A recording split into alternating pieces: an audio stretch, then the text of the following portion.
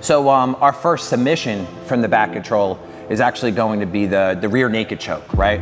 In all of the other positions, we showed you guys one choke and one joint lock. So we're gonna continue with that, but rather than use the triangle choke, we're gonna use a figure 4 with our arms instead, right? So this is a terminology you guys are gonna hear a lot about, and that's the figure 4, right? And I can make this figure 4 with both of my arms and my legs, right? And it's gonna be used in multiple different circumstances for control or submitting your opponent. So when you hear your instructor talk about the word figure 4, it always means you're placing a part of your limb in the crease of your other limb, right? So whether it's the choke with my arms, or I take my limb, place it in the crease of my other limb and chomp down on it, it kind of locks that limb in place, okay?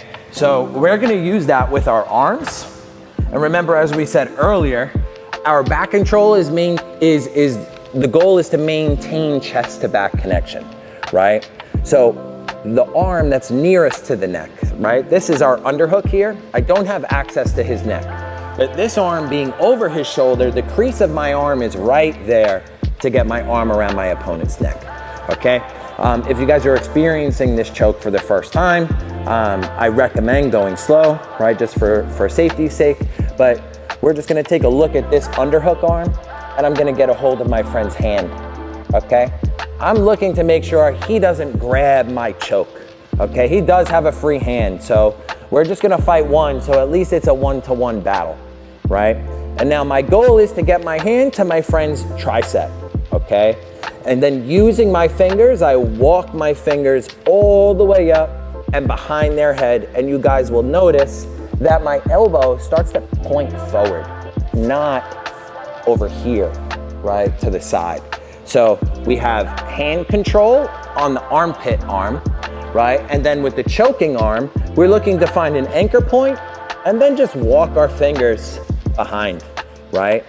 Now at this point, we can let go and we're gonna use that figure 4 we just spoke about. So I place my wrist in the crease of my bicep or in the crease of my arm, and we take our free hand and hide it behind the head. And to make sure this is a real strong squeeze, I put my chin over the grip and we're gonna squeeze this choke in and then turn our elbow away from the pointed position, okay? So we started with it pointed and we finished with it on its side, okay? So we start with the seatbelt, right? We have chest back connection.